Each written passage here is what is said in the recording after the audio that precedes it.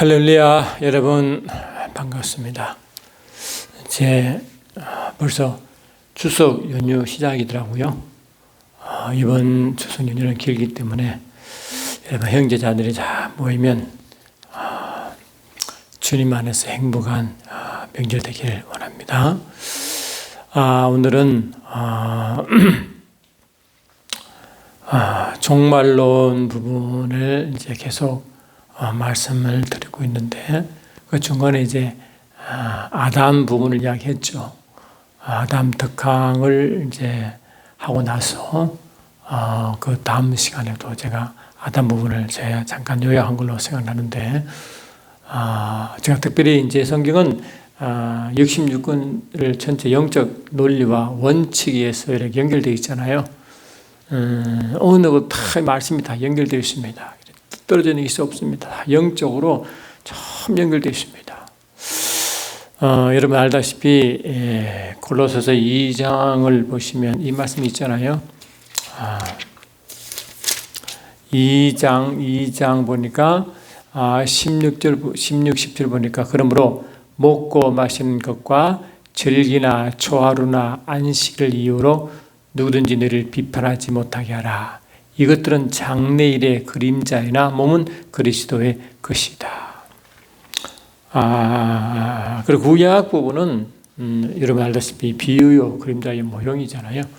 히브리서 8장 5절도 그렇고 9장 1절 그 쭉 보시면 구약에 있는 그 제사 부분도 또 각종 레위기에 있는 그런 그 율법 문제도 전부 다 그림자예요.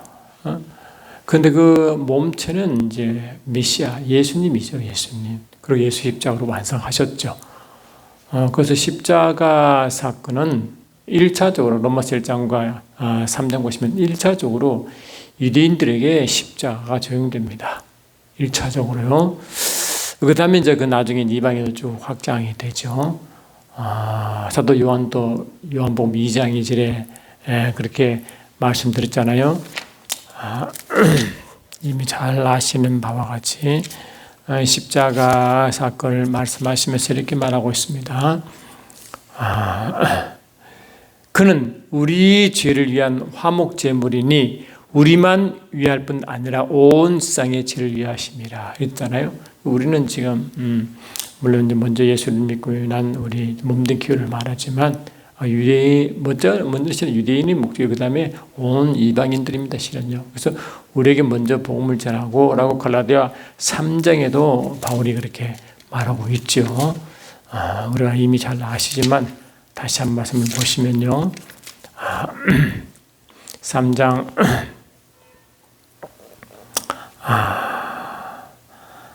7절부터 보니까요. 그런즉 믿음으로 말미암은 자들은 아브라함의 자손인 줄 알지어다. 또 하나님이 이방을 믿음으로 말미암아 의로 정하실 것을 성경이 미리 알고 먼저 아브라함에게 복음을 전하되 이 모든 이방인이 너로 말미암아 복을 받으리라 그랬잖아요. 그래서 이 먼저 아브라함의 복음을 전하고 아브라함부터 이제 시작된 아브라함의 씨로 이루어진 큰 민족이 유대 민족이죠. 먼저 유대 민족의 복음을 전해지고 그다음 나중에 이제 뭐라고 이방 모든 이방인으로 흘러간다는 겁니다. 그러므로 믿음으로 말미암은 자들은 믿음에 있는 아브라함과 함께 복을 받느니라 그랬잖아요. 그러니까 하나님이 일하는 계획은 먼저 아브라함을 통해서 이제 큰 민족 이루시고 그 민족 유대 민족이죠. 유대 민족을 통하여 이제 그림자적으로 영적 원리를 설명합니다. 로마서 7장 그 14절에서도 율법을 신령하다 그러거든요. 그런 이 구약의 말씀은 원래 영적으로 하나님의 쓰인 말씀이니까 영적으로 영적이신데 신령하신데 영적이신데 그것을 비유적으로 그림자적으로 모형적으로 설명했기 때문에 성령께서 그 비춰주셔서 그 비유적인 부분을 실제 영적인 실제 의미로 알려줘야 알지는 거죠. 그래서 히브리서, 갈라디아서, 로마서는 구약의 부분을 실제 영적 의미를 밝혀주는 귀한 책이라고 여러분 알고 있을 줄 믿습니다. 그렇습니다. 종말론 부분도요. 종말론 부분도 실은요. 같은 맥락입니다. 다시 말씀드리면 구약에서도 종말론 사상이 있죠. 당연하죠. 그리고 신약은 그 구약의 종말론의 완성품이라 말할 수 있습니다. 그래서 구약의 종말론은 뭐냐니까 제가 그림을 잠깐 제가 요약해놨지만 그 메시아에 대한 대망이죠. 메시아에 대한 대망. 메시아가 올 것이다. 라는 그런 메시아에 대한 대망이다. 메시아 대망. 그리고 목표가 뭐냐? 뭐를 이제 앞으로 바라보느냐? 그 메시아가 오셔서 메시아 왕국을 이루는 것이죠. 메시아 왕국. 그래서 유대인들은 메시아 왕국을 그렇게 그리고 있는 거예요. 그리고 이 구약에서 바라보는 그 구약의 정말로 완성은 뭐냐? 메시아께서 오셔서 그의 나라를 이제 이루는 것이라는 겁니다.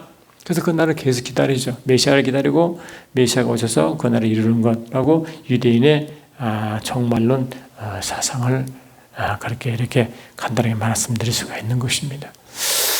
근데 이것이 이제 신약에 오면 이제 이 말씀이 이루어지잖아요. 이루어지기 때문에 항상 그림자의 실체를 바라보면 되는 거예요. 그래서 이 정말론 부분은 실은 이제 우리가 알다시피 예수님과 빌라도의 대화에서 제가 여러 번 말씀드린 거 알고 있는데 예수님의 십자가에 달려 돌아가신 것은 그 십자가 제패에 뭘 됐어요? 나사렛 예수 유대인의 왕. 그 유대인의 왕으로 돌아가셨단 말이죠. 이게 이제 빌라도가 쓴 글이지만 실은 유대인들이 예수를 이제 왕으로 막 이제 추대했잖아요. 그런데 갑자기 돌변해가지고 예수를 십자가에서 못 박게 되는 일이 있는데 그 상황을 보고 빌라도가 말이죠. 이상히 느끼는 거예요. 이 빌라도는 이제 로마의 이제 관리로 유대 이제 그 총독으로 이제 파견됐잖아요. 그래서 이제 유대의 모든 정황을 다 분석하고 판단하고 이렇게 이제 하는 일을 합니다.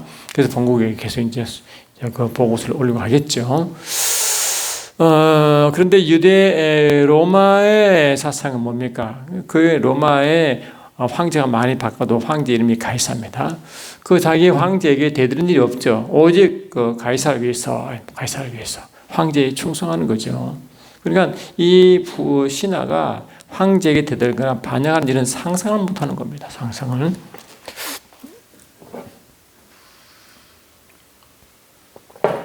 그런데 유대인들이 그 일을 하고 있는 거예요. 자기의 왕으로 인정하는 예수님을 갑자기 예수님 이렇게 호산나 하면서 막 그렇게 위하다가 갑자기 돌변하여 예수를 이제 고발한 사건이잖아요, 지금. 그때 예수님과 빌라도 대화가 재밌습니다.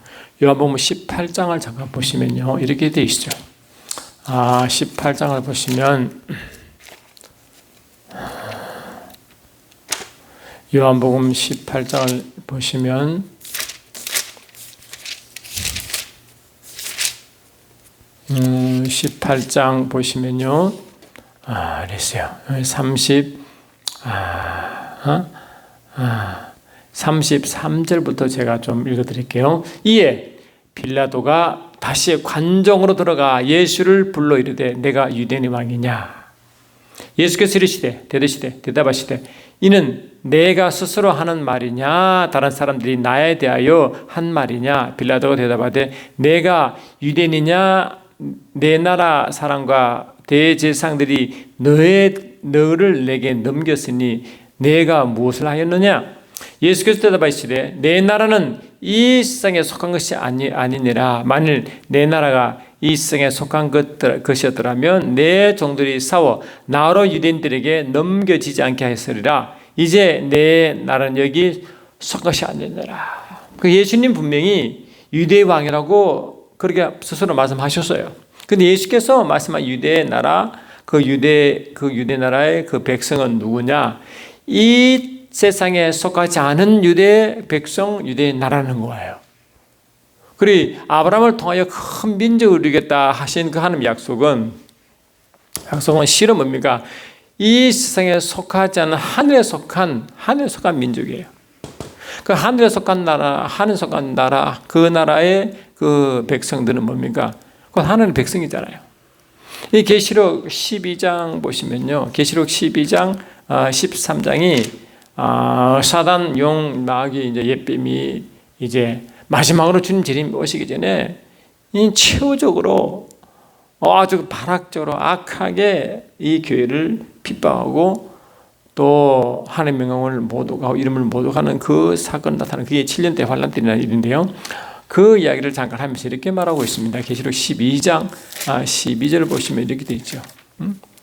12장 12절 보시면 12장 12절 그러므로 하늘과 그 가운데 거하는 자들은 즐거워하라. 그러나 땅과 바다는 화하실진저 이는 마귀와 자기 때가 얼마 남지 않음을 알므로 크게 분노 너희에게로 내려갔습니다. 그 이제 사단이 말이죠. 원래 이 사단은 그 에베소 6장 그 12절을 보면요, 그 사단의 계급이 나와요. 그 계급이 나오는데 잠깐 갔다가 오면 이렇게 돼 있습니다. 여러분 책을 좀 보시면 아무래도 제가 그냥 말하기보다는 혹시 또 뜻을 잘 지내질 수 있죠. 6장 12절 보니까 우리의 씨름은 혈과 육을 상대하는 것이 아니요 통치자들과 권세들과 이 어둠의 세상 주관자들과 하늘에 있는 악한 영들을 상대함이라 라고 되어 있어요. 그러니 하늘의 악한 영들, 이 어둠의 세상 주관자들, 통치자들과 세상 권세들 이렇게 되어 있거든요. 그 다른 성경 번역은 통치자와 세상 권세들을 정사와 권세라고 말하고 있지만 이거는 사람을 말하는 게 아니고요. 영적 이게 순수를 말합니다. 영적 계급을 말합니다. 그러니까 하늘의 악한 영이 하늘이 우주 하늘입니다. 우라노이스를 해서 우주인데요. 하늘들이죠. 하늘들에 있는 악한 영들이 있고 바로 그 밑에 이 세상의 어두운 세상 주관자들이 있고 이 영들입니다. 바로 맨 밑에 통치자들과 권세들이 들의 영이 있대. 영. 다 영입니다. 영. 그 악한 세계의 계급입니다. 그 맨 위에 뭡니까? 맨 위에 용이 있죠. 용. 마귀라고도 하고 사탄이라고 하는 옛뱀이라고 부르는 그 용이 맨 위에 있고 그 밑에 이렇게 되어 있습니다. 이 악한 영의 세계는요. 이런 그 계급이 충계급이 있어가지고 맨 위에 악한 마귀가 이제 권세를 바로 그 밑에 이렇게 이양시키는 겁니다. 그러니까 이게 하이어라키하게 이렇게 구조적으로 네트워크가 되어 있습니다. 이 사단이 지령을 내리면 순식간에 그 밑에 다 전파되죠. 이렇게. 그리고 다 보고 올라가고 그렇죠. 그런 계급이 조개입니다. 그런 건데. 그러니까 이제 계시록 보니까 이 하늘의 우주의 주로 하늘의 악한 영들, 사단 바로 밑에 권세들이 있는데 그들이 그 무리들이 이 땅을 이렇게 내려온다는 거예요. 원래 그 위에서 활동하는 그 악한 영들이 이 주님 오시는 직전에는 이 7년 대환란 그때는 이 악한 영들이 이 우주 지구 땅에 그냥 같이 모인다는 거예요. 얼마나 여러분 어렵겠어요. 그래서 마태복음 12장 보니까 주께서 말씀하시기를 이 세대가 7 귀신 든 세대와 비슷하다고 할 만큼 그렇고 정신없이 그런 악한 세계 된다고 이 말했었고, 바울은 로마서 13장 12절에 밤이 깊어지고 낮이 가고 갔다. 밤이 깊어진다. 그 영적 세계의 밤이요. 악한 세계를 그렇게 악한 세력 있는 세계를 그렇게 묘사하잖아요. 그렇게 된답니다. 그리고 마지막 때는 주님 오시 마지막 때 소위 7년 대 환란. 특히 이제 주님 오시기 직전에 3.5년 그 시대는요 가장 교회의 환란입니다. 그 환란을 통과하시고 주님 오시고 그 통과하기를 원하여 등과 기름을 준비한 지름 처녀가 되라 그렇게 계속 말하고 있죠. 마태복음 25장처럼 말이죠. 그렇죠. 그래요. 그러니까 그런 이 악한 그런 세계 때문에 그런 세계에서도 이 마지막 때 이 마태복음 24장 그 14절은 천국 복음이 모든 족속으로 전파되어야 하니 그제야 끝이 온다. 그 끝이 주님 재림 때거든요. 그리고 재림 때까지 어떻게 한다고요? 그 환란 가운데 통과하여 그 사이에 만나고요. 천국 복음이 모든 족속으로 다 전파되는 겁니다. 그 누가 전파하겠어요? 몸된 교회 우리를 통해서 하겠죠. 그러면 이 악한 영들의 활동이 그렇게 심한 그때에도 그 모든 핍박과 환난을 통과하여 끝까지 이 복음을 전하려면 교회는 뭡니까? 그 악한 영을 이기는 더 강력한 힘이 교회에 있는 거죠. 그래서 이 마태복음 16장 18절 보니까 너는 베드로라 내가 이 반석 위에 내 교회를 세우리니 엄부의 권세가 이지 못하. 엄부의 권세가 그 엄부의 문이라고 되는데요. 어둠의 문이다. 그런데 이 엄부의 권세가 먼저 이기지 못하는 것이 유일한 교회. 교회는 엄부의 권세 이기는 곳이거든요. 그리 사단이 아무리 어둠의 세력으로 이 지구 이 마지막 맨 밑에 이렇게 활동해도 결국은 교회는 그거 뚫고 이긴다는 거거든요. 왜냐하면 이 사도행전 1장 8절 보니까 성령이 너에게 임하시면 너가 권능을 받고 유대와 사마리아 땅까지 이르러 내 증인되기 때문에 또 마태복음 12장 28절에 내가 성령의 능력을 힘입어 귀신을 넣어쫓는 것이면 이미 나라가 내게 임했다 이렇게 했단 말이죠. 그 교회는 이 엄부의 권세가 엄부의 권세가 이렇게 아무리 활동을 해도 말이죠. 활동을 해도 이 엄부의 권세가 이기지 못한 유일한 기관이 교회라. 그래서 하나님은 몸된 교회 마지막 때일수록 추수 때 그때 영적 추수 이루어진 바로 이 대환란 그때 하나님은 성령으로 강력하게 교회를 기름 부으십니다. 그게 시가로사 10장 1절이죠. 늦은 비 사건입니다. 유대인들은 이 건기가 우기였잖아요. 우리가 말하는 그들 그 겨울이 이제 그들은 우기고 봄 여름이 이제 건기인데 그 추수가 이제 그 보리와 미리 추수가 있잖아요. 봄에 그 직전에 강력한 비가 임하는데 그때 그 강력한 비가 뭡니까? 추수 직전에 강력한 비가 주님 재림 직전에 주님 오실 때 천사를 보내 추수하잖아요. 그 영원 추수 바로 직전에 강력한 그 성령이 기름 부으심이 몸된 교회에 있게 되라고 게스라 10장 1절에 이미 예언하셨잖아요. 그렇거든요. 그렇단 말이죠. 그러니까 그런 상황 가운데서도 끝까지 이기며 끝까지 이제 복음을 전하려면 그 몸되는 강력한 하나님 능력이 강력한 성령의 기름 부심이 있다. 그래서 사도 사도행전 2장에도 그렇게 말하고 있잖아요. 그렇게 말하고 있단 말이죠. 2장에서도 이렇게 말씀하고 있잖아요. 2장 보니까 2장 보니까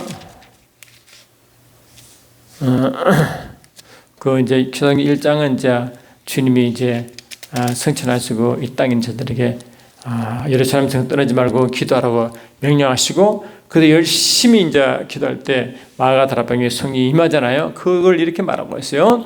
사도행전 2장 16절 이하 보니까 이는 곧 선자 요엘을 통하여 말씀하신 것을 일렀으되 하나님이 말씀하시기를 말세 내가 내 영을 모든 육체 위에 부어 주리니 너희의 자녀는 예언할 것이요 너희의 젊은이들은 환상을 보고 너희의 늙이들은 꿈을 꾸리라. 그때 내가 내 영을 내 남종과 의종들에게 부어주리니 그들이 예언할 것이요 또 내가 위로 하늘에서는 기사를 아래로 땅에서는 징계를 베풀리니 곧 피와 불과 연기로다. 주의 크고 영원한 날이 이르기 전에 해가 변하여 어두워지고 달이 변하여 피가 되리라. 이게 지금 이제 아까 말씀을 드린 그 대환란 때의 이야기를 지금 하고 있어요. 사도행전 1장을 잠깐 계속 넘어가 버렸네. 제가 좀 찾겠습니다. 1장. 예. 아까 읽다 말하는데 19절 2장 19절 보니까 또 내가 위로 하늘에서는 기사를 아래로 땅에서는 징계를 베풀리니 곧 피와 불과 인기로다. 주의 크고 영원한 날이 이르기 전에 해가 변하여 어두워지고 달이 변하여 피가 되리니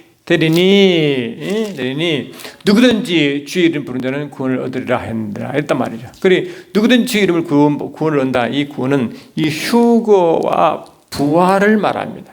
그래 주님 오실 때까지 믿음을 지키고 이기는 자를 말하는 것인데 그 이기려면 어떻게 하느냐? 이기려면 이 대환란을 묘사한 19, 20절 보니까 또 내가 위로 하늘에서는 기사를 아래로는 땅에서는 징계를 베풀리니 곧 피와 불과 연기로라. 주의 크고 영원한 날이 이르기 전에 해가 변하여 어두워지고 달이 변하여 피가 되리라. 이게 대환란 때의 모습을 이렇게 설명하고 있죠. 이런 대환란 가운데서도 그 가지주의를 부르려면, 믿음을 지키려면, 그리고 복음을 전하려면 뭐니까 모든 육체의 내 영을 부어지리니 너희는 자녀는 예언할 것이요 너희 젊은이는 환상을 보고 너희 늙은 꿈을 꾸리라. 그때 내가 내 영과 내 남정과 내 영을 내 남정과 여정에 부어지리니 그도 예언할 것이라. 이처럼 영과 환상과 꿈이 일반적으로는 강력한 성령이 임할 때 성령으로 가능하다 이 말하고 있잖아요. 그렇게 말하고 있단 말이죠. 그러니까 그러한 성리, 강력한 성리 임하는 그 백성을 말하고 하늘에 가는 자들아 즐거워하라 라고 계시록 12장 12절에 말하고 있다. 비록 이 땅에서는 육체는 핍박 가운데 있어서 힘들지 모르지만 그러나 그들은 하늘에 속한, 이 땅에 속한 하늘에 속한 백성이기 때문에 하늘 것을 누리고 하늘 것가 임한 그런 그 몸된 교회이기 때문에 그들은 이제 즐거워할 수밖에 없다. 왜? 항상 하늘 것이 공급되기 때문에. 에베소 고린도후서 4장 16번에 이렇게 되어 있잖아요. 고린도후서 4장 16절 보니까 이렇게 되어 있습니다. 고린도후서 4장 16절. 그러므로 우리가 낙심하지 아니하노니 우리의 그 사람은 날가지나 우리의 속 사람은 날로 새로진다. 우리 그 사람은 이제 뭡니까? 낡아지시죠. 병들고 어렵고 힘들고 병들고 나이 들고 병들고 이 핍박으로 여러 가지 이유 때문에 이 낡아진다 할지라도 우리의 그 사람은 날로 새로지기 때문에 낙심하지 아니한다. 그 우리의 만족은 이런 외부적인 환경이 아니라 뭐라고요? 우리가 무슨 일인지 우리에게 난 것 같이 스스로 만족할 것이 아니니 우리의 만족은 오직 하나님부터 난다고 고린도서 3장 5절에 분명히 말하고 있단 말이에요. 이렇게. 그렇잖아요.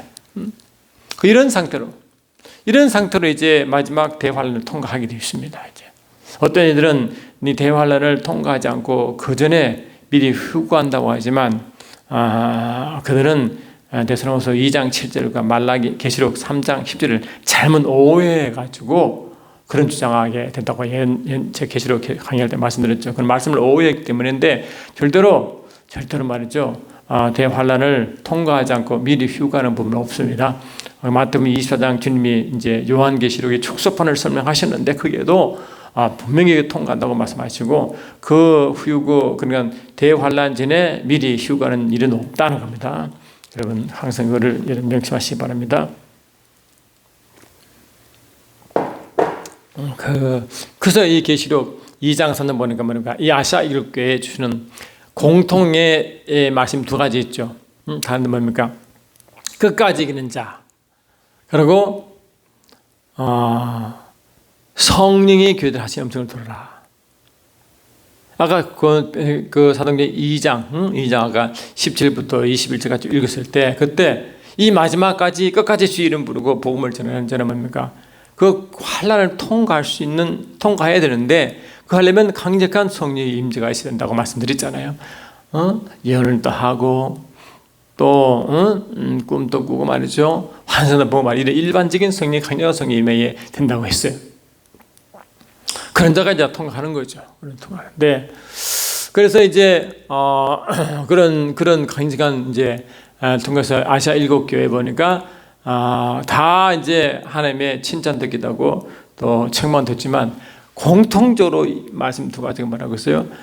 성령이 교회들이 하시는 음성을 들을지어다 그까지 이기는 자라고 항상 공통으로 나오잖아요. 그까지 이기는 자는 뭡니까? 성령의 음성을 듣고 있는 자인데 그까지 이긴단 말이죠. 끝까지 이기는 자. 그러니까 끝까지 이기는 자. 그게 구약의 남은 자의 사상과 비슷한 겁니다. 끝까지 이긴 게 구약의 남은 자의 사상과 비슷한 건데 끝까지 환난을 통과하여 이기는 자가 주님 재림 때 같이 이렇게 쫓아내는 것이죠. 그래서 그게 마태복음 25장 보니까 등과 기름을 준비한 지른 잔으로 연결됩니다. 그것이 그러니까 어떤 이들은 아까 말씀하신 대로 이런 환난 오기 전에 미리 신실한 자들은 미리 휴가한다는 것은 성경적으로 맞지 않습니다. 여러분 그거는 성경 말씀을 하고 계시록 3장 10절과 데살로니가서 2장 7절을 오해했다고 제가 여러분 말씀드린 걸로 기억합니다. 나중에 혹시 시간 나면 다시 한번 그 부분 다루도록 하겠습니다. 그렇습니다. 그거는 세대주의자 종말론들이 진짜 다루는 아주 하나의 뭡니까? 하나의 공통적인 하나의 뭡니까? 뭐 기본적인 그들의 가정이죠. 그래 이제 그걸 잘못 오해가지고 주님 오신 날 언제를 계산까지 해가지고 말이죠. 오신다고 흰옷 입고 말이죠.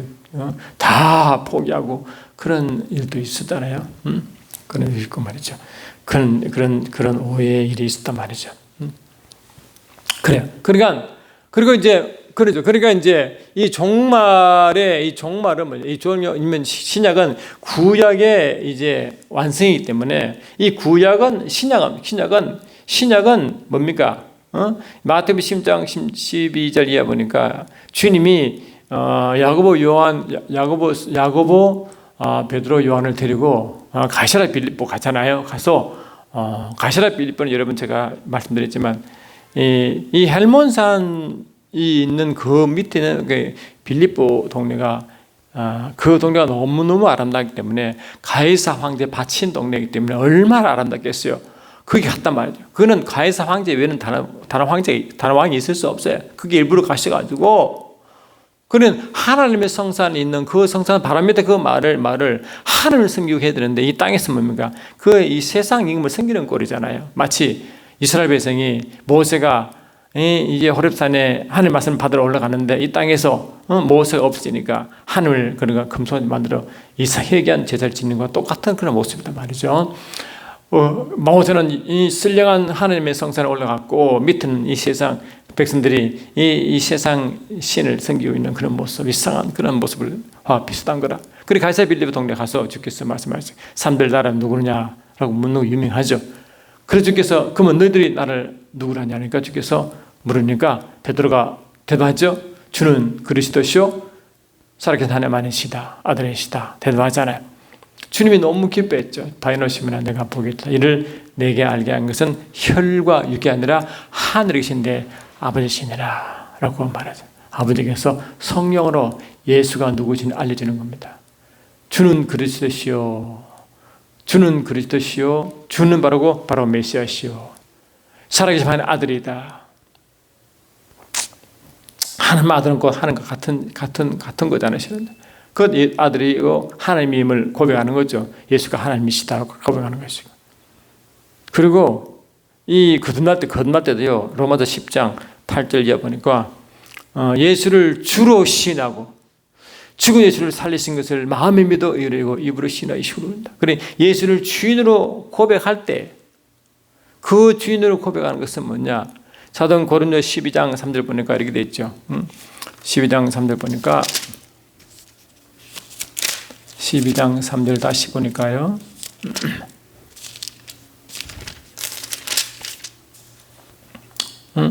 그러므로 내가 너에게 알리노니 하나님의 영으로 말하는 자는 누구든지 예수를 저주할 자를 하지 않냐고 또 성령으로 아니하고는 누구든지 예수를 주시라 없다.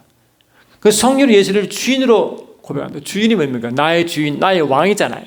그래 나의 왕임을 고백하는 것은 성령으로 고백하는 것이고 예수를 성령으로 나의 왕입니다라고 고백하는 무리가 교회입니다. 교회. 그래서 이 베드로가 그렇게 고백하니까 베드로가 실은 이름이 시몬이에요. 시몬은 흔들리는 갈대란 말이죠. 근데 그 시몬인데 주께서 말씀하시기를 마태복음 10장 18절에 너는 베드로라고 이름을 계칭한다고. 베드로는 큰 바위잖아요. 너는 베드로라. 내가 이 반석에 내 교회를 시리니 이 베드로는 페트로스고 큰 바위는 페트라거든. 반석. 근데 페트로스와 페트는 그냥 돌이야 돌. 예수님은 그 평평한 그런 큰 반석이고 그 위에 큰 돌이 누구냐? 베드로거든요. 큰 반석 위에 교회이기 때문에 반석의 교회이기 때문에 그 반석과 교회는 같은 거란 말이에요. 같은 돌이라. 그래서 사도 베드로도 베드로전서 2장에 그렇게 말하잖아요. 우리도 예수가 산돌이시고 우리도 산돌로 지어진다. 같은 산돌이래. 같은 산돌. 그래서 베드로 보고 너는 베드로란 것은 베드로 한 명이 말했지만 신은 한 명이 아니라 그 산돌로 지칭받는 예수와 하나된 한돌 하나인 성령으로 하나된 예수를 성령으로 주시라고 고백하는 모든 무리를 베드로라는 것입니다. 베드로 한 사람 이름 동시에 교회 이름이에요. 그게. 그런 무리는 음부의 권세가 이기지 못할 유일한 기회가 된 것입니다. 음부의. 그리고 그런 교회만이 말하고 성령으로 예수를 주인으로 모시고 왕으로 모시고 성령으로 모임 그 무리만이 교회고, 그런 무리는 결코 엄보이고서 이길 수 못하는 그런 단체가 됩니다. 우리가 그거라고. 교회. 근데 교회가 보니까 뭐냐? 베드로가 계속 말하죠. 베드로 2장 9절 보니까 너희는 택하신 족속이요, 택하신 세대요, chosen race, chosen generation이라죠. 왕 같은 제상들이요, 그의 나라요, 그의 소유가 된 백성이니 이는 너희를 어두운 데에 불러내어 그의 기이한 빛에 들어가게 하신 이의 아름다운 덕을 선포한다. 그렇대요. 교회가 교회는 뭡니까? 어두운 데서 불러내어 기이한 빛이 돼. 어두운 데면 영적 어둠이겠죠. 영적 어둠인데다가 그 기이한 빛, 영광이 들어가게 했다. 들어가서 그 아름다움을 맛을 보고 그 아름다움을 전파하는 자래. 그래서 이 몸된 교회는 에베소 4장 8절에 한때는 너희 어둠이 되는 지금은 세상의 빛이라 했잖아요. 우리는 어둠이었다고요. 영적으로 어둠이었다. 어둠은 악한 영 아래 있는 전체가 어둠이잖아요. 근데 예수를 믿고 빛으로 변한 거예요. 마태복음 5장에 너는 세상의 빛이란 거죠. 빛으로 변해요. 우리는 빛이기 때문에 빛인 동시에 빛이 안에 들어가. 우리 이미 영광 속에 들어가서 이미 영광을 누리는 거예요. 그래서 저와 여러분도요, 매 순간 성령으로 영광이 계신 그분의 영광을 누리지 못하면 하나님의 아름다움, 그의 아름다움을 맛을 못 봅니다. 영광에 들어가서 성령의 그 아름다운 맛을 봐야 하나님 자체가 아름다움이고 그분의 성령, 그 보좌가 아름다움인데 그의 나라와 그 아버지의 아름다움은 영적 원래 원어 보니까 아름다운 탁월함과 아름다움, beauty and excellence입니다. 아르테란 거거든요. beauty and excellence. 그 하나님의 아름다움과 그 탁월함을 맛을 보고 영광에 들어가서 맛을 보고 그걸 전파한다. 그러니 성령으로 예수를 주라 신한 자는요, 성령으로 영광에 들어가서 그 영광을 맛을 보고 누리고, 영광은 뭡니까? 이 에베소 요한일서 1장 2장인가요? 2장 5절 7절 보니까 하나님 빛이고 빛 안에 간다 했잖아요. 그러니까 그 빛이 영광이거든요. 영광이 빛이거든요. 그러니까 그 빛에 들어가서 에베소 요한일서 1장 5절 7절이군요. 요한일서군요. 5절 1장이군요. 그러니까 그게 우리가 들어가서 그 빛 안에 들어가서 그 빛을 누리고 그 빛이신 하나님과 그 빛의 나라인 그 나라 안에 들어가서 누리고 그 누림이 아름다움을 대표하니까 그 아름다움을 보고 그의 그러니까 아름다움과 액션, 탁월함을 전하거든요. 그게 정의라는 거예요. 그게 교회래. 그 교회는 형식적인 교회가 아니고 성령으로 고백하고 성령 안으로 하나님과 깊은 관계를 누리고 그의 나라와 깊은 관계를 누리는 자가 경험하고 또 체험한 것을 세상에 전하는 거예요. 그게 정의의 삶입니다. 그게 성령으로 가능한 거죠. 성령의 능력 가운데 이루어진 거예요. 이런 자만이 아무리 세상의 고통과 세상의 핍박과 어려움이 온다 할지라도 그 육체의 고통 가운데 육체의 제한성이 있어도 그걸 전혀 개의치 않냐고 하늘로부터 계속 시험을 계속 공부하다 낙심하다고 계속 진행하는 거거든요. 끝까지 주의 이름을 부른 자고 끝까지 성령의 음성을 듣고 끝까지 이기는 자 된단 말이에요. 그런 자가 덩과 기름을 준비한 지른 단추처럼 이 공중 혼잔치에 들어간단 말이죠. 그런 거란 말이죠. 그런데 하나님이 아브라함에게 약속한 큰 민족이 그런 이 교회를 말해 영적 그 하늘 땅에 속하지 않은 하늘에 속한 그 나라 그 민족이기 때문에 다른 말이 그 하나님 나라다, 하나님의 백성이다. 그래서 그 나라요 그의 소된 백성이라는 말이 이 지금 말하는 교회를 말한다. 교회다. 그러면 교회는 뭡니까? 예수를 주인으로 왕으로 모시기 때문에 예수가 나의 왕이라 고백하는 거잖아요. 그러니까 이미 이 땅에서 교회는 뭡니까? 이미 이 종말 쓰는 교회는 이미 예수님을 영적으로 나의 왕을 모시고 메시아 나라가 시작되는 겁니다. 그래서 대구약의 이 미래행이 실제되는 거예요. 그리고 육은 아직 성화 과정을 겪어야 되고 이 로마서 12장 1절 2절 보니까 그렇게 있죠. 12장 1절 2절 다시 보시면 이렇게 되어 있습니다. 그러므로 형제들아 내가 하나님의 모든 자비하심으로 너희를 권하노니 너희의 몸을 하나님이 기뻐하시는 거룩한 산 제물로 드리라. 이는 너희가 늘 영적이 원래 합당한 예배가 원래 원어적으로 합당한 예배입니다. 합당한 예배다 말하거든요. 합당한 예배다. 그리고 너는 이 시대를 본받지 말고 오직 마음을 새롭게 함으로 변화를 받아 하나님의 선하시고 기뻐하시고 온전한 것이 무엇인지 분별하라. 12장 1절은 육체가 산재물 되고 2절은 뭡니까? 내 마음이 이 혼의 세계거든요. 마음이 변화를 받아. 그리 마음이 순전히 변화받아 영의 생각하는 자가 되어야 되고, 육체는 뭡니까? 내 육을 부인하고 육을 복종시킴으로 산재물이 되어 성령에서 역사하는데 전혀 방해되지 않는 그런 상태가 되는 것이다. 그리고 이런 과정을 겪어야 되지만 영적으로는 완전 하나님 아들이 되고 성령을 모심으로 나라가 임하고 하늘 것이 임한 그런 나라가 됐고, 이미 영적으로는 에베소 2장 보니까 함께 일으키고 함께 하늘에 앉아있어. 예수님이 부활승천하셔서 하늘 우편에 있잖아요. 근데 예수께서 원래 우편에 있을 때 혼자 가시는 게 아니라 함께 간다. 그 누구와 함께? 교회와 함께. 이 교회는 저와 여러분의 영이 같이 있는 거예요. 영이 함께. 그래서 예수님 부활할 때 우리 영도 함께 부활하여 예수와 함께 완전 부부가 되어 떨어지지 않고 항상 어디 가는지 무엇을 하든지 항상 함께하여 하늘 보좌 우편에 있다. 하늘 우편, 권능 우편, 하늘 우편, 보좌 우편에. 그 우편이 뭐냐? 요한복음 1장 18절에 주님이 이 땅에 오시기 전에 예수께서 뭡니까? 어느 때나 어느 때나 하늘 본 적 없을 때 하나님의 품속에 독생하신 그가 하나님을 드러냈다고 되거든요. 그 독생하신 그 하나님이 아버지 품속인 것 같이 그 품속이 뭐냐? 예수님 지금 다시 거기가 계신 거예요. 품속이 아버지 우편으로 변하고 그게 낙원과 같은 곳이죠. 낙원 같은 곳이다. 그러니까 그런 곳이에요. 이해되시죠? 그게 우리 영이 함께 있다고. 우리 영이. 그 영이 지금 육체에 이렇게 속에 있을 것 보여도 실은 이 육체를 벗고 나면요, 그 우리 영이 예수와 함께 우편 하늘로 연결되어 있다는 거.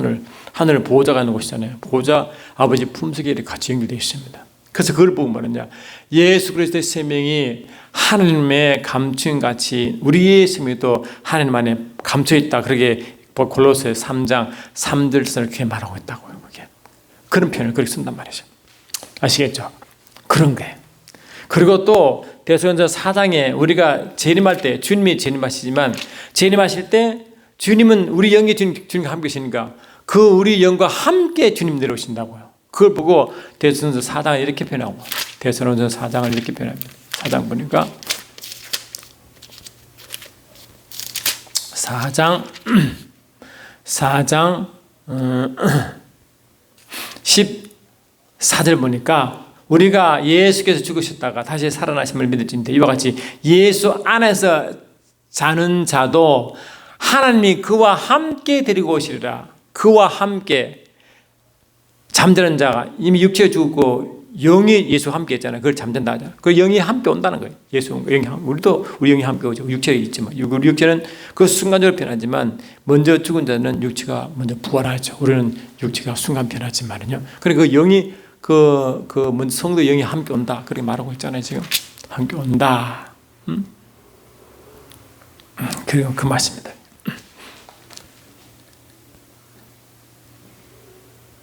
오케이, 그 말씀이에요. 그래요. 그래 이제 뭡니까? 이제 우리가 예수를 주로 왕으로 고백하기 때문에 이미 예수 메시아의 통치 아래 있죠. 이미 영적으로. 육체는 지금 성화 과정을 겪고 있지만 영은 지금 그렇게 영의 상태는 지금 영적 부부가 되어 지금 뭡니까? 그 예수의 통치 아래 살아가는 거예요. 계속. 그 이제 이 뭡니까? 메시아 왕국에 이제 이미 시작된 거죠. 그러다가 언제 완성이 되느냐? 아까 말씀하신 대로 이제 주님이요, 이제 때가 되어 오시잖아요. 오시면 먼저 죽은 자들이 예수의 품에 잠잔다 하는데 그 잠자는 자가 영이 함께 주신 관계 있는 거잖아요. 있는 건데 그들이 육체가 먼저 부활하고 살아나고 이 땅에 살아남은 자가 순간적으로 들림받습니다. 들림받는 게 휴거라. 순간에 변화에 들림받는데 육체가 영체로 변하는 거예요. 마태복음 고린도 15장처럼 순간 변하는 거예요. 변해가지고 하늘로 끌려 올라갑니다. 거기에서 우리 영과 예수가 들어오고 우리 육체가 변화 올라가죠. 그때 우리 육체, 부활한 육체와 우리 영이 예수님의 영과 육과 완전히 하나 돼요. 공중에서 혼인잔치 벌어집니다. 그 혼인잔치가 완전한 혼인잔치죠. 그때는 뭡니까? 영의 부부에서 영육의 부부로 완전체로 변하는 거예요. 그리고 이제 이 땅에 들어와서 이 땅에서 계시록 19장 11절 이하 보니까 아마겟돈 이제 마지막 대전쟁, 아마겟돈 전쟁이 일어나죠. 그리고 재림 때는 뭡니까? 재림 때는 초림 예수님은 우리를 구원하러 오셨지만 재림 때는 뭡니까? 이제 이게 악한 것을 심판하러 오시는 주님이 있습니다. 그 뒤는 이제 심판이 이렇게 이루어지죠. 아마겟돈 전쟁을 통해서 이제 심판, 백보자 심판이 이루어지는데 그런 심판이 이루어지는 겁니다. 그러니까 이 이제 메시아 통치가 이루어지고 언제 완성되느냐? 주님 재림 때, 이 재림 때 완성이 돼가지고 뒤에 이제 요 설명할 텐데 완성되는데 그 재림 이후 때는 아까 말씀하신 대로 그 심판이 부활과 심판이 있다. 심판 그 사이에 뭐가 있느냐? 뭐가 심판하느냐? 그 심판할 때 아까 말씀드린 대로 이 심판이 우리의 심판은 원래요. 하나님의 심판은 실은 몸된 기운이 심판은 아니잖아요. 인간도 원래 심판 대상 아니죠. 원래 심판 대상 하는 게 반영한 영들이죠. 반영한 영들. 유다서 1장 6절 어디 있잖아요. 유다서 1장 6절에서도 인간이 원래 심판 대상 아닌데 원래가 아니라고요. 그런데 유다서 1장 6절 보니까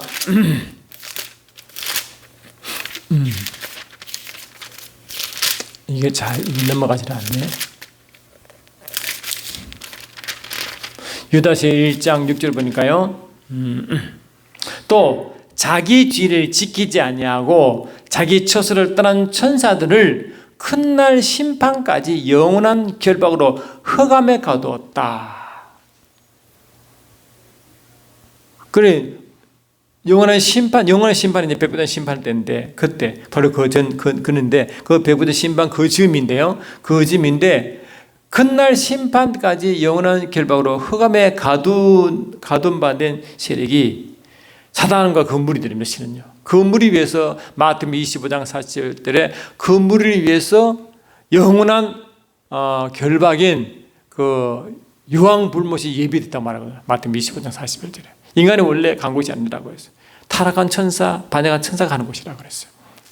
근데 그걸로 이제 하는데 그 전에 제가 좀 한 더 할 것은요. 우리가 성경 말씀 보면 강림이라는 단어가 나오고요. 재림이라는 단어가 나와요. 이 강림이라는 단어는 카타바이노라는 카타바이노.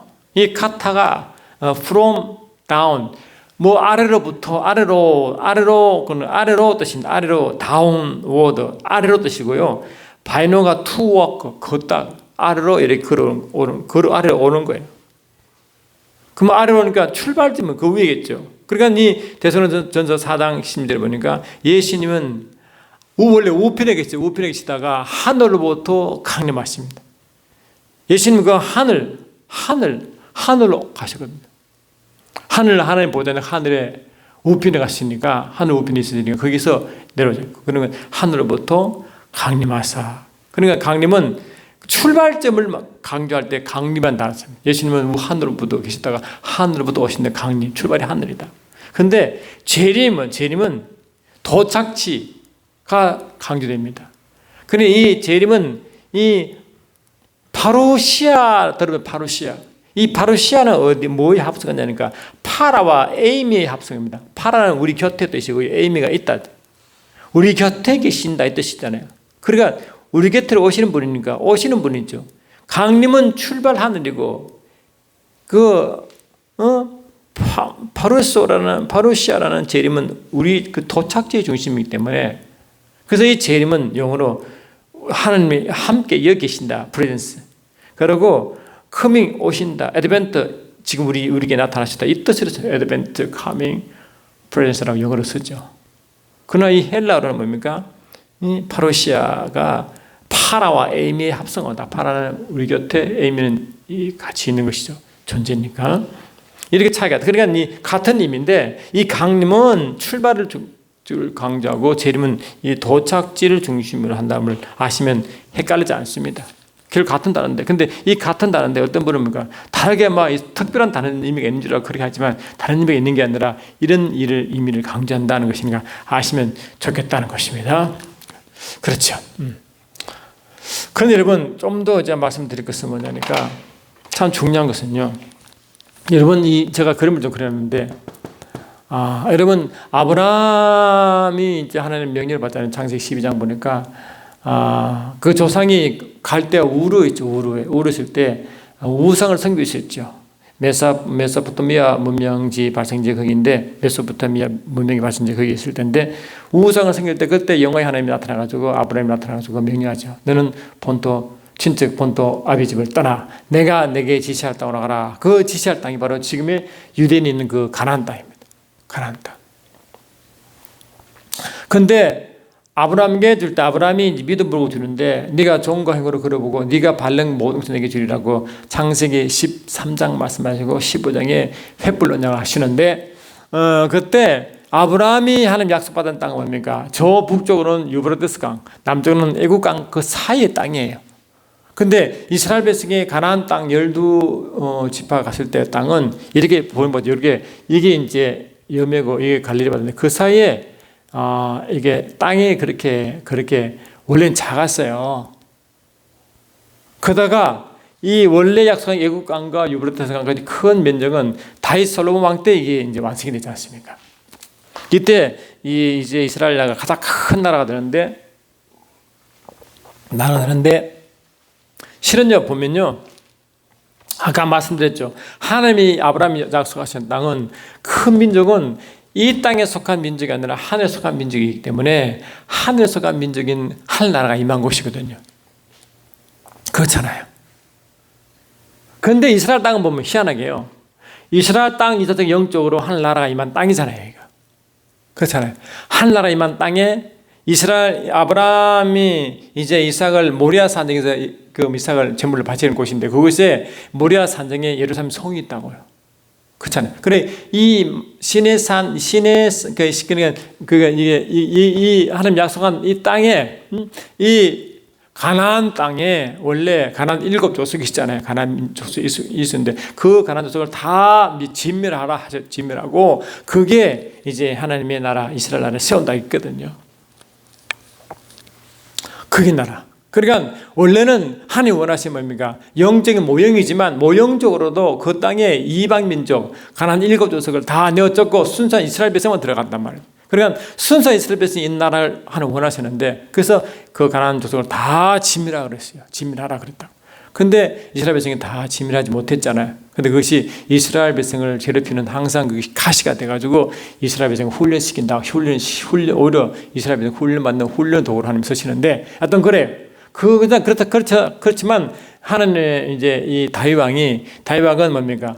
예수님이 오실 그 다윗의 왕기, 다윗의 왕권, 다윗의 열쇠, 다윗의 뿌리라고 예수를 묘사하잖아요. 그런 다윗왕 그거를 이제 다윗왕 솔로몬 때 이게 이스라엘 그러니까 하나님 이스라엘 나라 이 가나안 땅이 최대로 크집니다. 약속한 그 땅대로 북쪽 유브라데스 강과 남쪽 애국 강까지 이렇게 큰 영토가 되는데. 실은 이 나라가 영적으로 한 나라를 의미하잖아요. 그렇잖아요. 왜? 아까 말씀한 그 나라가 이 땅에 속하던 민족이 유대 민족이고 이 땅에 속하지 않은 나라가 그 유대 나라이기 때문에 하나님 원하신 그 땅은 그런데 보니까 뭡니까? 그때 보니까 그런데 유대 나라 모형적으로 유대 나라가 이렇게 있으면 그 유대 나라에 이 유대 나라 이렇게 이제 우리가 단면을 쪼개 보면 여러분 단면 아시잖아요. 단면 쪽에 보면 이렇게 돼 있잖아요. 이렇게 단면을 보시면 이렇게 이제 단면 쭉 쪽에 보면 이런 식으로 돼 있잖아요. 이렇게 이쪽은 이게 말하는 이게 사해가 있는 뭡니까? 그 해안 높이보다는 밑에 있지 않아요? 그리고 이게 지정이죠. 있단 말이에요. 그런데 보시면 이사야 59장 19절 보면요. 나중에 이제 그러니까 이제 이런 단면인데 가장 이 단면이 높은 이 부위가 가장 높은 이 부위가 모리아 산정에 있는 예루살렘 성이죠. 예루살렘 성.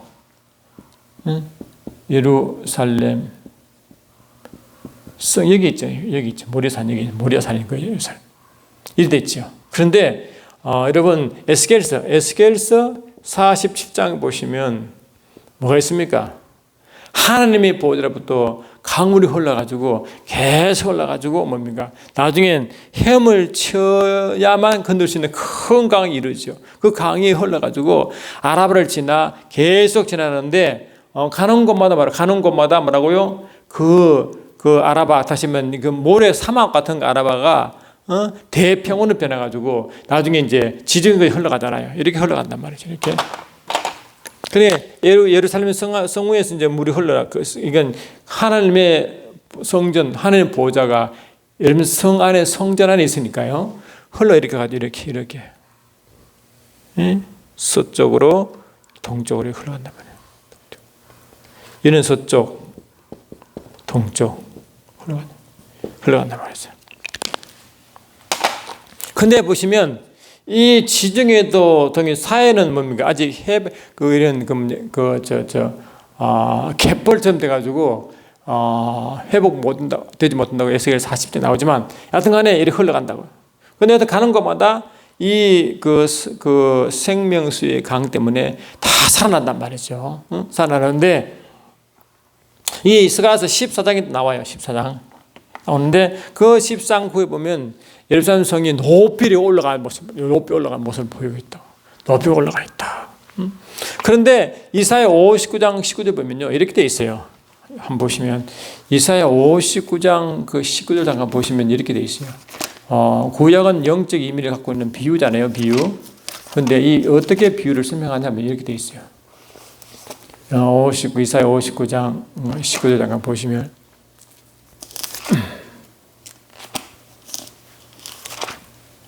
오 59장 19절 보시면요.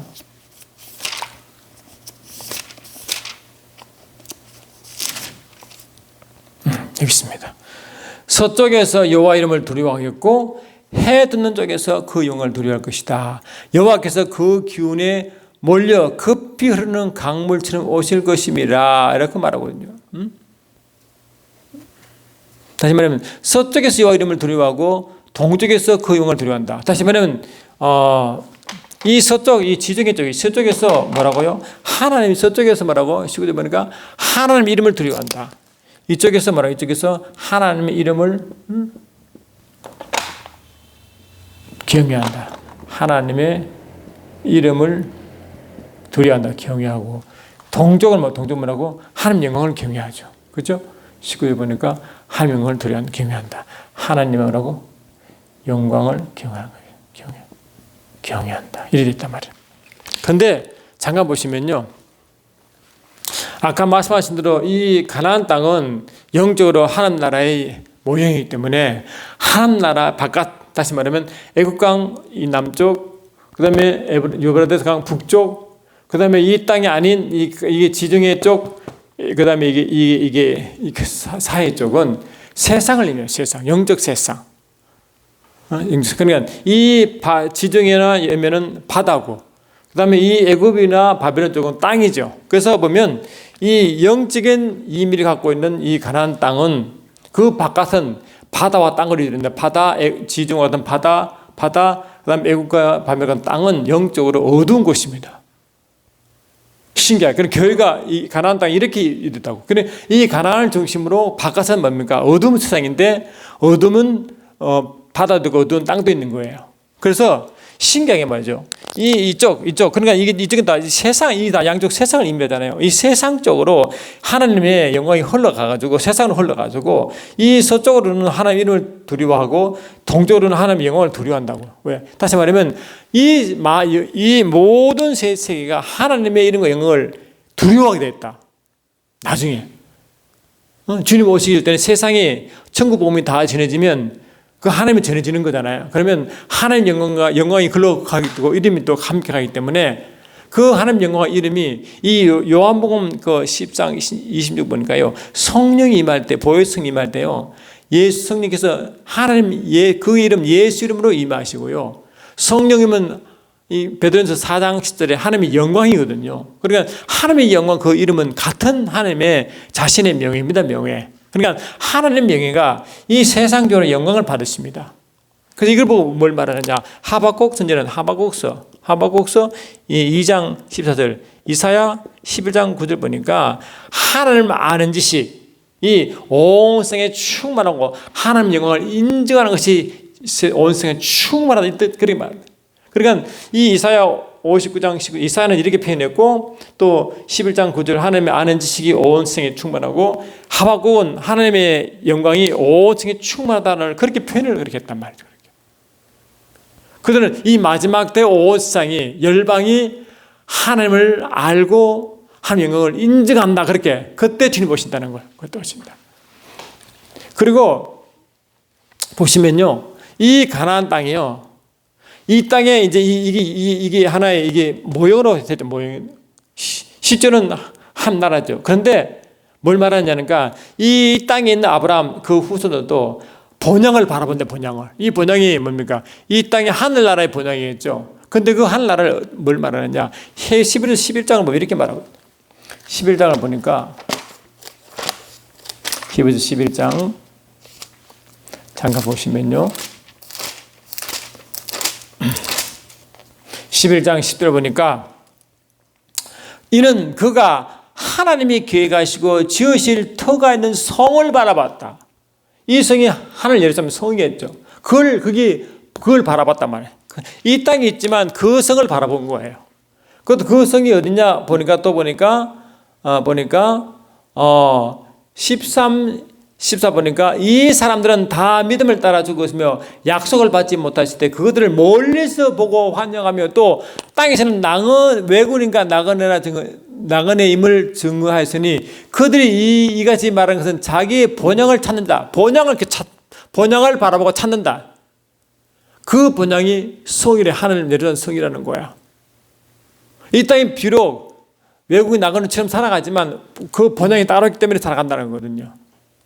근데 그 본향이 이런 성인데 16절 보니까 그들이 이제는 더 나은 본향을 쌓으니 곧 하늘에 있는 것이라 하늘에 이 바로 삼청 그러니까 신천신지 삼청천에 있는 그 하늘에서 성을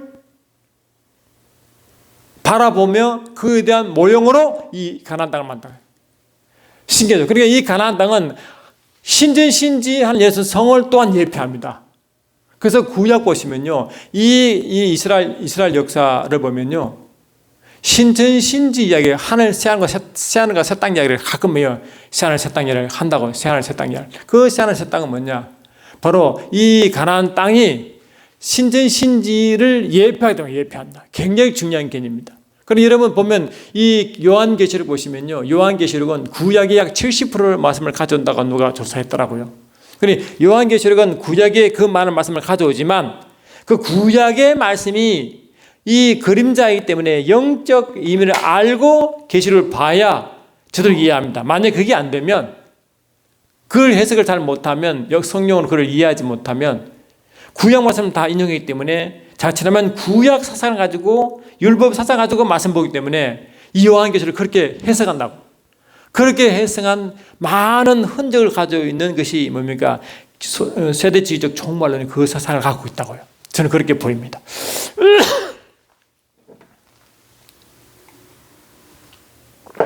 그래서 요한계시록은 이미 신약에 있는 것이기 때문에 이 구약 종말론 완성이기 때문에 이 구약의 실체를 말해야 되죠. 완성을 말해야 되는데 실제 영적 실체를 말하지 않고 구약의 모형을 자꾸 말하면 요한계시록을 이상하게 풀 수밖에 없다. 그를 항상 조심해야 된다는 것입니다.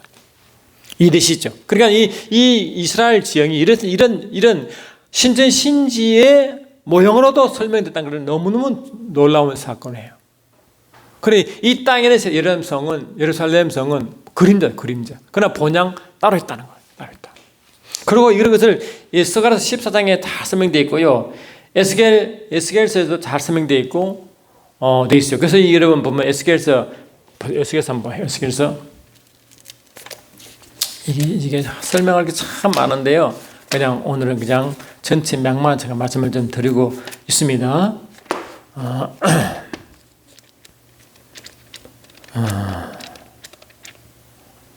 에스겔서 맨 마지막 한번 보셔요. 맨 마지막 보시면 에스겔서 48장 35절 보니까 그 사방의 합계는 18,000척이라. 그날 후에는 그 성읍의 이름을 그 성읍이죠. 이 성읍 뭡니까?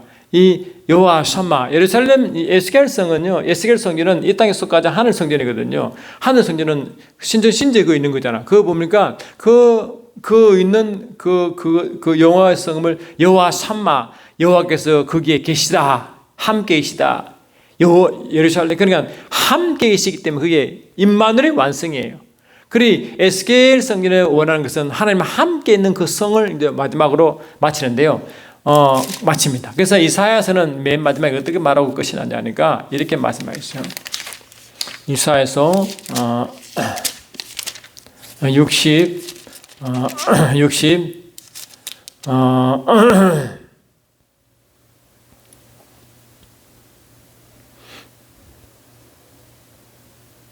66장 22절부터 보면 내가 지을 새 하늘과 새 땅이 내 앞에 항상 있는 같이 내 자손과 너희 이름이 항상 있으리라 여호와의 말이니라. 여호와 말하노라 매월 초하루와 매 안식일에 모든 혈육이 내 앞에 나와 예발해라.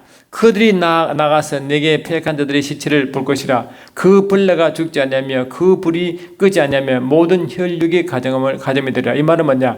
스가랴서 나오는 말씀이 항상 이스라엘 백성이 나중에 소막제를 다 지키러 하는 그 여호와 앞에 모인다는 그 말을 이사야는 이렇게 표현한 건데요. 그 스가랴서 14장이 그 말 하고 있어요. 잠깐 보세요. 스가랴 14장 보시면 이렇게 돼 있어요. 스가랴서 14장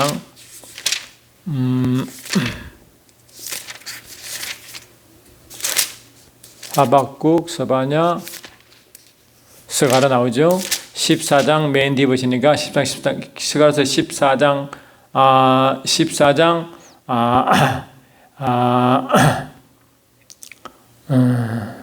19절부터 보니까 애굽 사람이나 이방 나라 사람들이나 초막절을 지키러 올라오지 아니한 자가 받을 벌이 그리하리라. 아까 말한 아까 말한 그 말씀이에요. 지금 그 날에는 말 방울까지 여호와께 성결이라 기록될 것이라. 여호와의 전에 있는 모든 솥이 제단 앞 주발과 다름이 없을 것이니 예루살렘과 유다의 모든 솥이 망울의 여호와의 성물이 될 것인즉 제사 드리는 자가 와서 이 솥을 가져다가 그것으로 고기를 삼으리라. 그 날에는 여호와의 전에 가나안 사람이 다시 있지 아니하리라. 그리고 이게 뭐 가나안 사람 다시 있지 않기 때문에 이 하나님이 원래 이 가나안 땅에 들어가면 가나안 족속을 다 멸하라 했잖아요. 근데 있었죠. 근데 하나님이 원하시는 것은 뭐냐? 가나안 족속이 없는 완전한 유대인만 있는 순수한 이 땅에 속하던 그 민족인만 그를 말한단 말이에요. 그게 뭡니까? 그들이 완전히 초막절을 지키러 올라오기 때문에 초막절이 뭡니까? 이스라엘 백성의 마지막 7절기의 최고 아닙니까? 초막절이 뭡니까? 하나님과 함께한 장막절이잖아요. 그래 그때는 하나님 백성과 하나님 완전히 하나 되는 그들만. 그래 하나님과 하나님 백성 완전히 하는 게 뭡니까? 그게 뭡니까? 완전히 하는 게 하늘 예루살렘 성에서 이루어지잖아요. 완전 임마누엘이지 임마누엘. 그러게 이 가나안 땅이 그런 영적 의미를 갖고 있다는 거예요. 하늘 신천지 이루어지는 그런 일을 이미 품고 있다는. 그것이 이 땅에 가나안 땅에서 있는 모형적으로 영적 의미를 품고 있다는 것을 알아야 된다. 신기하죠. 그래 이 가나안 땅이 이 하늘나라의 예표이기 때문에 이 가나안 땅의 바다와 땅은 그 나머지 영적인 어두운 세계를 말한다. 이걸 굉장히 중요한 거예요. 그래서 이 지중해도 애굽 땅도 든답니다. 이런 이 세상의 땅, 어둠의 땅, 어둠의 바다예요. 그래서 계시록 13장 보면요, 바다에서 나는 짐승이 있고 계시록 13장 11절에 땅에서 나는 짐승이 있어요. 그 바다와 땅 뭡니까? 영적인 세계의 바다와 땅입니다. 우리가 눈에 보는 게 아닙니다. 아시겠죠? 그럼 왜? 이 이스라엘의 영적 의미를 알아야 그 의미를 안다는 거. 그래서 계시록 13장 1절에 바다에서 짐승, 11절에 땅의 짐승한 바다와 땅은 영적인 어두운 세계라는 걸 아셔야 음부의 세계를 알아야 된다. 그걸 모르면 여러분, 그게 모르면 이제 계시록 이해가 안 되죠. 아까 말한 것처럼 하늘에 속한 자들이 즐거워하는데 땅과 바다는 화했다. 계시록 12장 이거잖아요. 12장 12절에 그 하늘과 땅, 그 땅과 바다도 바로 이런 영적 어둠의 세계를 그렇게 표현한 거예요. 그 예수님을 믿지 않는 에베소 4장 8절 우리도 한때 어둠이었잖아요. 영적 어둠. 그처럼 이런 영적 어둠이 있는 곳은 화가 있다는 말은 예수 믿지 않는 불신자를 말하는 거예요. 그것은 영적 어둠을 표현한다는 것입니다. 요한일서 5장 19절에 온 세상은 악한 자 아래 있다. 악한 자 아래 있다. 그 세상 우리 인간도 악한 자의 어둠으로 있단 말이죠. 근데 이 어둠에서 빛으로 우리가 가는 동안 우리 영광으로 우리 옮겨졌잖아요. 십자가 사건 이후로 말이죠. 그걸 이제 여러분 영적으로 잘 이해하면 되겠다. 그래서 이 가나안 땅 이런 영적 의미를 표현했던 게 굉장히 영적으로 의미가 있다. 이걸 모르면 계시록에 있는 땅과 바다 영적 의미를 알 수가 없는 거예요. 신기하죠. 그리고 이 마지막 때요. 예수 믿는 자는 이제 첫째 부활에 참여합니다. 예수 믿는 자는 둘째 부활을 참여하는데 둘째 부활은 심판을 위한 이제 부활이에요. 그래서 요한복음 5장 보면 이렇게 돼 있죠. 요한복음 5장 보시면 이렇게 돼 있어요. 5장 보시면 선한 일을 행한 자는 생명의 부활로 악한 일을 행한 자는 심판의 부활로 나온다. 그래 악한 자는 심판의 부활로 심판을 받으러 부활하는데요. 그때 보니까 이 악한 자들은 부활하거든요. 심판 전에 백부자 심판 직전에 이제 부활하는데 그때 부활할 때요. 바다에 있는 자도 죽은 죄를 내어주고 사망과 음부도 죽은 죄를 내준다고 계시록 20장에 나와요. 거기 보시면 이게 굉장히 중요한 이걸 여러분 아셔야 됩니다. 그래서 이 바다가 말씀드린 바다와 이 땅이 영적으로 영적인 음부 세계를 또 표현한 다른 표현으로 말씀드렸잖아요. 그겁니다. 그리고 그걸 모르면 안 됩니다. 이걸 알아야 계시록에 이 악한 자가 부활할 때 악한 자가 있는 곳이 두 군데인데 그걸 이렇게 표현한 것을 그때 안다는 거예요. 계시록 20장 13절 보니까 바다가 그 가운데 죽은 자를 내주고 또 사망과 음부도 그 가운데 죽은 자를 내주니 이게 뭡니까? 악한 자가 심판의 부활을 할 때 이런 모습이다. 두 부류죠. 하나는 바다의 가운데 있는 자, 또 뭐라고? 또 한 부류는 사망과 음부도 가운데 있는 자. 아까 말한 바다 뭡니까? 영적 어둠 세계라고 했죠. 이거는 뭡니까? 예수를 믿지 않고 죽은 자들이고 사망과 음부도 예수를 믿지 않고 있지만 이 땅에 살아있는 자들을 말합니다. 신기하죠. 이걸 모르면 이 뜻을 알 수가 없다고요. 그러니까 이 악한 자가 심판에 벌어오는데도 예수 그 당시 심판 때도 살아있는 자가 있을 거 아니에요. 그러면 이 살아있는 자가 또 영적으로 부활할 때는 사망과 음부인 자를 말하고 그들 죽은 상태는 뭡니까? 바다에 있다고 말하는 그 바다에 있는 자라고 영적 더 깊은 세계에 있죠. 그래서 제가 이제 연결을 말할 때 어두운 곳 더 어두운 곳, 가장 어두운 곳 표현하는데 그 어두운 곳에서도 더 어두운 곳이 바다로 표현한다고요. 이게 영적으로 말이죠. 그래요. 제가 좀 설명을 좀 더 해야 되는데 시간이 좀 많이 가기 때문에 제가 이 정도로 말씀을 드리고요. 참고로 말이죠. 이제 그 나라 완성은 뭐냐? 주님이 재림 딱 하시면요. 요거 하고 끝마치겠습니다. 재림을 하시면 여러분 재림은 초림은 우리의 구원을 위해 하시고 재림은 심판을 위한 심판을 위한 목적이 있다고 그랬잖아요. 그래서 이 초림 예수님은 이 구원이 이제 있어요. 그런데 이 재림은요 심판이 성격이 강하다고요. 재림 목적은 이 심판인데 이 심판의 의미가 큽니다. 그 심판은 원래 인간에 대한 심판이 아니라 했잖아요. 악한 영의 세계인 것이야. 악한 영의 세계. 그런데 이 재림할 때 재림하시 보면요, 참 신기한 건요. 이거 되게 중요한 건데 재림하시면요, 이 재림 제가 이게 좀 다시 좀 적을게요. 이 재림 하시면 신기한 게 뭐냐? 이 참 재림하시고.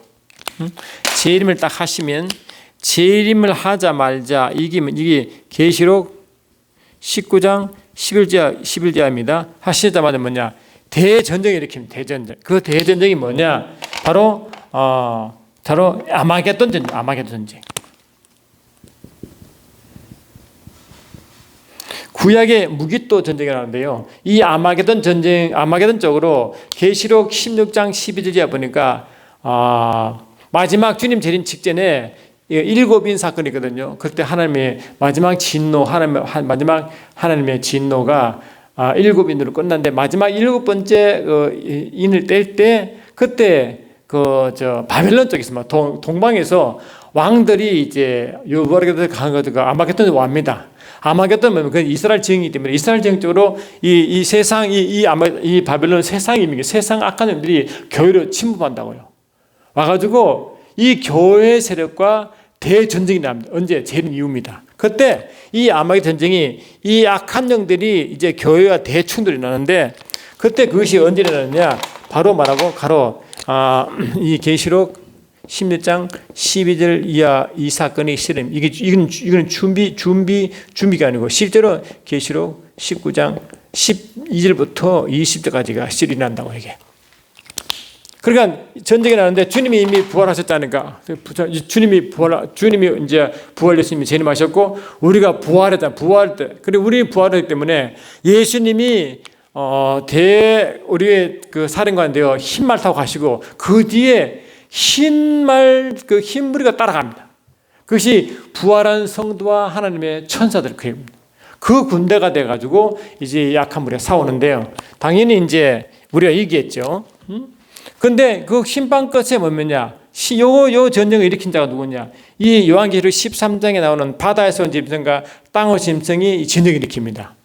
그 두 짐승. 그러니까 이 두 짐승이 이 바다 짐승과 땅의 짐승인데 이 바다 짐승은 적그리스도를 예표하고요. 이 땅의 짐승은 선지자를 예표합니다. 거기에다 두 짐승이 잡혀가지고 이제 지옥불로 간다. 이 지옥불로 간다. 그러니까 최초로 지옥불로 간 존재는 두 짐승이 가는 거예요. 그러면 요 사이에 뭐냐? 계시록 여기 굉장히 중요한데 요 끝나자마자 계시록 20장 1절로 3절까지가 있고 그 다음에 계시록 20장 4절로 5절이 있어요. 할렐루야. 그 다음에 계시록 20장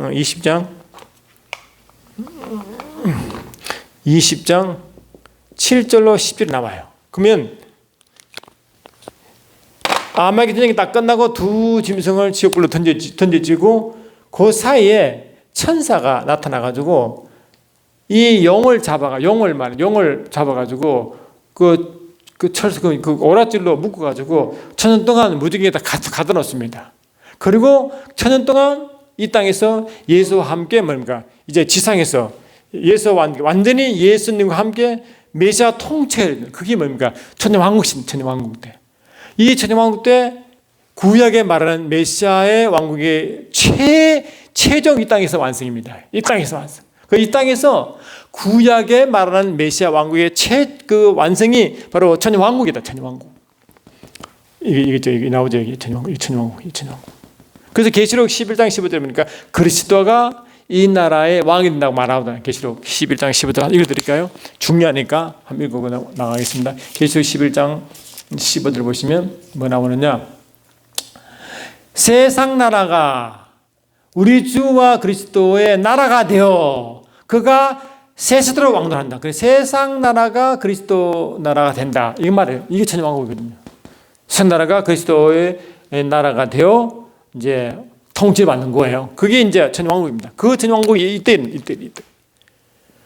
천사가 오랏줄을 물어 그 용을 잡아가지고 천년 동안 가두고 이 땅에서는 그리스도가 천년 동안 그 통치하는 구약의 메시아 나라 완성을 보는 그때입니다.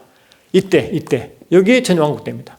그리고 이 천년이 끝나면요, 그 무더기에 있던 용이 풀려가지고 전쟁이 일으킵니다. 그 전쟁이 뭐냐? 곡과 마곡 전쟁이. 곡과 마곡 전쟁이 일으키면 영적 고가 마곡입니다. 곡과 마곡, 마곡은 이 마곡 땅에 있는 왕이 곡이잖아요. 그러니까 영적 세상에 있는 악한 무리를 이렇게 표현하는 거예요. 특별한 지역이 아니고. 그러니 이 곡과 마곡 전쟁이 일으켜가지고 이 전쟁을 일으킨 자가 뭡니까? 그 무증이 갇힌 용이죠. 그 용이 이제 잡혀가지고 지옥불로 던져집니다. 그러니까 먼저 지옥불로 간 자는 두 짐승이고 그 다음에 지옥불은 용이 가는 거예요. 분명히 뭐냐? 분명히 보니까 아까 말씀드렸죠. 이 천년왕국 사이에 이 천년왕국 사이에 그 바로 직전에는 한 천사가 하늘로 내려와가지고 영을 잡아가지고 무등이 가두는 사건이 있고 그 뒤는 안마겟 전쟁이 있었잖아요. 그렇잖아요. 그러니까 이 천년왕국을 중심으로 바로 앞에는 천사가 무지경에 영을 가두는 장면이고, 그전에는 고가 마국천 아마겟 전쟁이 있고, 그 후에는 뭡니까? 영이 풀려가지고 전쟁이 일으켜가지고 그 영을 그 전쟁을 일으킨 영도 지옥불로 던지시잖아요. 그러니까 이 마지막 그 천년왕국 후에도 고가 마국 전쟁이 있다고요. 다시 말하면 천년왕국 중심으로 그전에는 뱀의 결박 사건, 바로 그전에는 아마겟 전쟁이 있고, 그 후에는 고가 마국이 있다니까요. 분명히 그 사이에 그 고가 마국 전쟁 결과, 아마겟 전쟁 결과가 다 다르잖아요. 그 사이에 분명히 한 천년왕국이 있다니까요. 그러니까 분명히 뭡니까? 천년왕국은 실제 나라다, 실제. 그러니까 천년왕국이 없다고 말하는 사람은 이 두 영적 사건을 모르고 오해하고 성경을 잘못 푸는 거예요. 분명히 있잖아요. 영적 인명이 있잖아요. 그렇잖아요. 그러니까 이 세상 사람, 그 어떤 무리들은 이 천년왕국을 어떻게 해석하느냐. 천년왕국은 지금 교회 시대다. 교회 시대다. 그러면 교회 시대니까 이 하늘에서 천사가 내려와가지고 영을 잡아 무정에게 가두는 사건은 십자가 사건이라고 해석을 했다. 그래서 십자가 사건은 예수님 사건이요. 천사가 왜 합니까? 그렇게 이상한 소리 한다고요. 그런데 그걸 믿는 부류가 있어요. 그거는 전혀 말이 맞지 않죠. 그러면 만약에 지금은 천년왕국 시대라면 사단이 지금 그 무지개 갇혀서 활동하지 말아야 되는데, 사단은 뭡니까? 지금도 우는 사자가 30대 찾고 다니잖아요. 말이 안 되잖아요. 그리고 성경 맨 뒤에 있는데 순서도 안 맞고, 천년왕국 앞에 사건도 분명히 있는데 그 사건도 무시되고, 그러면 뭡니까? 영적으로 안 맞는 사건 아닙니까? 그래, 이리보나 저리보나 천년왕국 실제 존재하는 나라인데도 불구하고, 그리고 이 천년왕국은 구약의 정말의 완성인데 불구하고 이해를 못한다고요. 이 땅에서 완성, 이 땅에서. 그래서 이 땅에서 천년왕국의 완성이 뭡니까? 이 계시록 이사야 11장에 잘 나와요. 잘 나와. 그리고 이 가나안 땅에 원래 그 번역이 신지설성이기 때문에 구약의 이사야서 말씀 많은 부분에 하늘 식당을 말할 때는 이 하늘 신지를 말하지만 실은 영적으로 봅니까? 신천신지와 천년왕국은 영적으로 같은 세계를 비유합니다. 같은 세계를 말하기 때문에 같은 영세. 그러나 천년왕국은 이 땅에서 이루어지고 신천신지는 이 땅에 나중에 다 이게 이제 불로서 화해지고, 신천신지 그러나 새날 새 땅이 따로 있는 거예요. 다른 세계지만 영적으로는 같은 세계입니다. 영적으로 같은 세계. 아시겠죠? 그래서 오늘 말씀은 구약의 정말론이 실제로 신약의 정말론으로 완성되었다. 그 말을 구약의 이스라엘의 모형 부분을 가지고 영적 설명을 드렸고, 그런 부분을 쫙 설명했죠. 이 부분은 뭔가 이스라엘 교회가 이 땅에 살지만 뭡니까? 이제 예수와 함께 하늘 우편에 있다는 사실이고, 천년왕국 때는 뭡니까? 예수가 오셔서 이제 이 나라를 다스리죠. 그것도 벌써 지금은 성령 시대지만 지금 그다음 다시 예수 시대 인자 시대를 한다. 그것만 제가 설명한 것이니까 참고하시기 바랍니다. 여러분, 제가 설명이 좀 부족했는데 하여튼 열심을 내서 말씀 안 들으시니까 다시 여러분 이해가 안 되시거들랑 다시 한번 보시고 말씀 찾아 읽으시면 제대로 이해될 점 있습니다. 다음 시간에 다시 뵙도록 하겠습니다. 여러분 고맙습니다. 추석 잘 보내시고 건강한 모습으로 다음도 뵙겠습니다. 여러분 고맙습니다. 여러분 고맙습니다. 감사합니다.